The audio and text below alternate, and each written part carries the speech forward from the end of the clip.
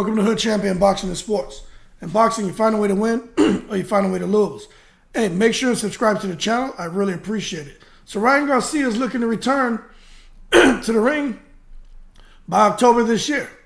And I'm going to tell you right now, I'm glad to know that he's going to be returning in October. So you figure July, August, September, October. So hey, within, could be 90 days, we can see Ryan Garcia back in the ring.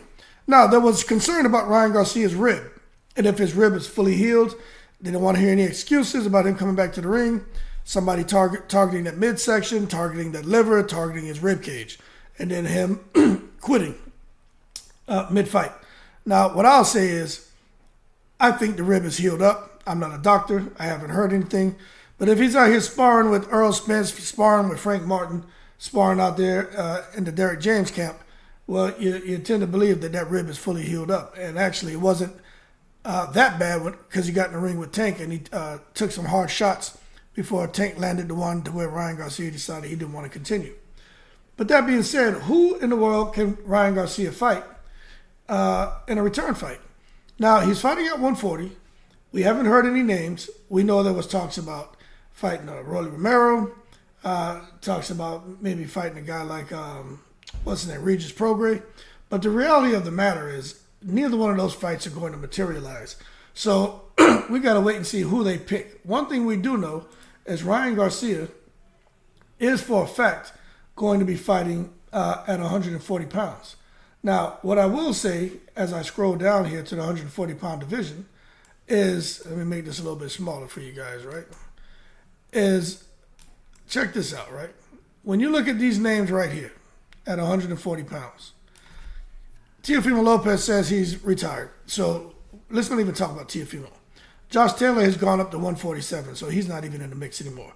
Regis Prograis, hey, doesn't look like Regis Prograis is going to get a big fight anytime soon, because in his last fight was just, one of the worst fights, to be honest with you, that I've ever seen.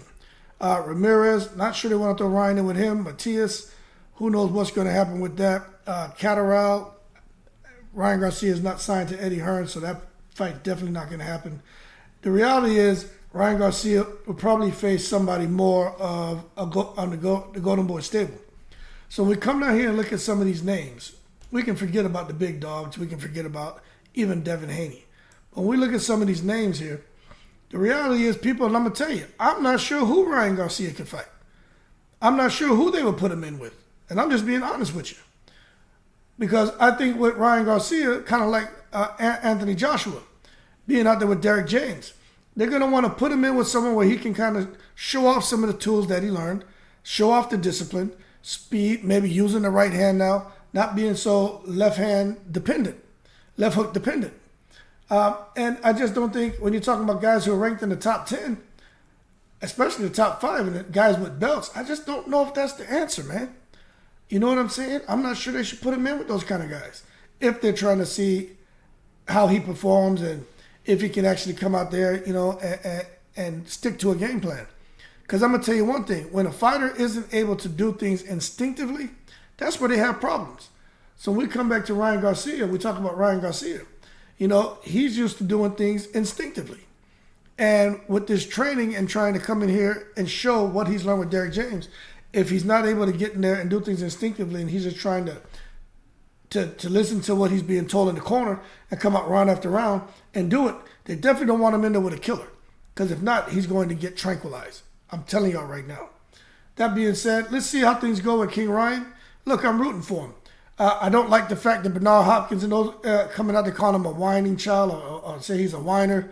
I don't like how De La Hoya and Hopkins, in the position they're in, didn't own their actions and didn't just sit there and say, you know what, we messed up, we'll do better next time. That way you kill the argument. Nobody can say anything, but they came out wanting to point fingers at Ryan Garcia. That just shows that these guys, doesn't matter how much money you have, some guys just aren't meant to be in a leadership position, and they're just classless. That being said, more to come on Ryan Garcia. Hey, he's working. Frank Martin says he's working. Earl Spence says he's working. Derek James says he's working. But Frank Martin kind of got his eye on Ryan Garcia. He said they're not cool, but they may become cool. But right now, he's like, hey, he doesn't get in my way, I don't get in his way. But remember, people, Ryan Garcia and Frank Martin, that could be a fight down the road. But we just got to wait and see how things go into training camp. They could become buddies. And they may never fight if that happens. But that being said, let's see. One thing we do know is Derrick James says he's going to retire with his stable. He's not taking any more fighters. And that's because he wants to give 100% to the guys he has in his camp. That being said, y'all keep cool. Shout out to the veterans, all 7 continents. In the breeze.